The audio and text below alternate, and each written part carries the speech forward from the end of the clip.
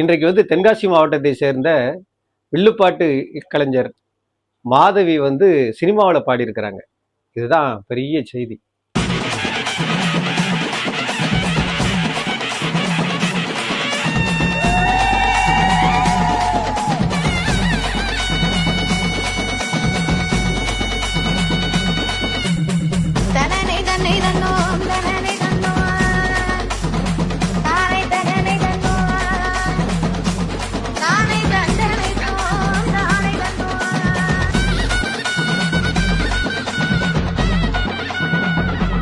இப்பதான் நான் நினைச்சு பார்க்கிறேன். ஆகா, அந்த வில்லுப்பாட்டுக்கும் நம்ம ஒருங்கிணைந்த நெல்லை மாவட்டத்துக்கும் என்னெல்லாம் விஷயம் இருக்கு. மாதவி எப்படி இந்த பெரிய இடத்தை பிடிச்சாங்க, அதைத்தான் இன்னைக்கு அலசலாம் அப்படின்னு சொல்லி நினைக்கிறேன்.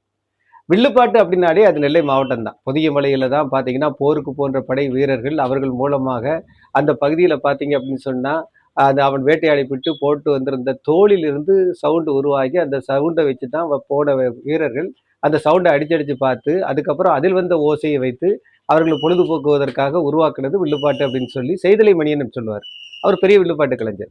அதே மாதிரி கலைமாமணி விருது வாங்கின வேலவன் சங்கீதா அவர் என்ன சொல்லுவார் அப்படின்னு சொன்னா, இது அந்த காலத்துல பார்த்தீங்கன்னா துணிகளை துவைக்கும் அந்த வண்ணான் தொழிலை செய்பவர்கள் வந்து அந்த பகுதியில் இருக்க அந்த வெள்ளாவியை கட்டி பிடித்து கொண்டு அழுவதாக உருவாக்கப்பட்டது தான் இந்த பாட்டு. இது ராமாயணத்திலே இருக்குது அப்படின்னு சொல்லி அவர் சொல்லுவார். இதெல்லாம் ஒரு பக்கம் இருந்தாலும் பார்த்தா தென்காசி மாவட்டத்தில் இந்த வில்லுப்பாட்டு அப்படிங்கிறது ரொம்ப பிரமாண்டமாக இருக்கும். எங்கள் ஊரில் நான் அந்த காலத்தில் பார்த்தா கருவந்தா புலவர் அப்படின்னு சொல்லி வடிவேல் புலவர் அப்படின்னு சொல்லி தென்காசியிலேருந்து புலவர்கள் வருவாங்கன்னு சொல்லி அவங்கள வாயை பார்த்துக்கிட்டே இருப்போம். அந்த வகையில தான் பார்த்தீங்கன்னா இன்னைக்கு அச்சங்குன்றம் அந்த பகுதியிலிருந்து ஒரு கட்டிட தொழிலாளியின் மகளாக இருந்து மாதவி என்ற ஒரு இளம் புயல் கிளம்பி இன்றைக்கு வில்லுப்பாட்டில் இந்தியா முழுவதும் ஏன் உலகம் முழுவதுமே ரொம்ப பிரபலமாக ஆகிக்கிட்டே இருக்காங்க. இவங்களை வந்து நாங்கள் எப்போ சந்தித்தோம் அப்படின்னு சொன்னால் ஒரு சமயம் தோரணமலையில் விருது கொடுக்கும்போது தோரணமலை விருதுக்காக தோரணமலையுடைய பரம்பரை அரங்காவலர் செண்பகராமன் ஐயா வந்து இந்த தேர்வை ஏற்படுத்தும் போது தென்காசியில் இருக்கக்கூடிய இந்த வில்லுப்பாட்டு கலைஞரை அந்த தேர்வுக்கு அழைச்சாங்க.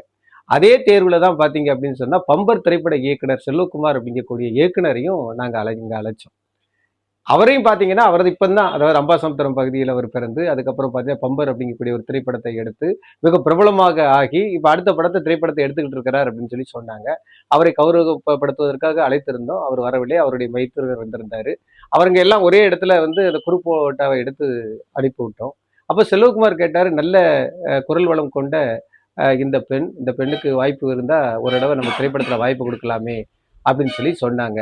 அது உண்மை. தோரணமலையான் அருளால் இன்னைக்கு பார்த்தீங்க அப்படின்னா நம்மளுடைய மாதவி வந்து திரைப்படத்தில் பாடியிருக்காங்க. இது எந்த படத்தில் பாடியிருக்காங்கன்னா நம்ம செல்வகுமார் பம்பர் செல்வகுமார் அவர்கள் இயக்கிய படத்தில் தான் அவங்க பாடியிருக்காங்க. செல்வகுமார் அந்த இயக்கிய அந்த படத்தில் அவங்க திருநெல்வேலியில் பொதிகை மலையிலிருந்து இறங்கி ஓடக்கூடிய இடத்துல இருக்கக்கூடிய சங்கிலிபுரத்தாரையும் சுடலை மாடனையும் பாடியிருக்கிறாங்க. எவ்வளவு பெரிய விஷயம் பார்த்தீங்க. திருநெல்வேலியை சேர்ந்த தாமிரவர்ணி தண்ணீரை குடிக்கக்கூடிய இந்த இரண்டு துருவங்களும் ஒன்றிணைந்து தோரணமலையில் போட்ட அந்த வித்து இன்று முளைத்து வருங்காலத்தில் வந்து இரண்டு பேருமே பிரபலமான வெற்றியை பெற வேண்டும் என்பது எங்கள் தோரணமலை குழுவின் சார்பான ஒரு ஆசை.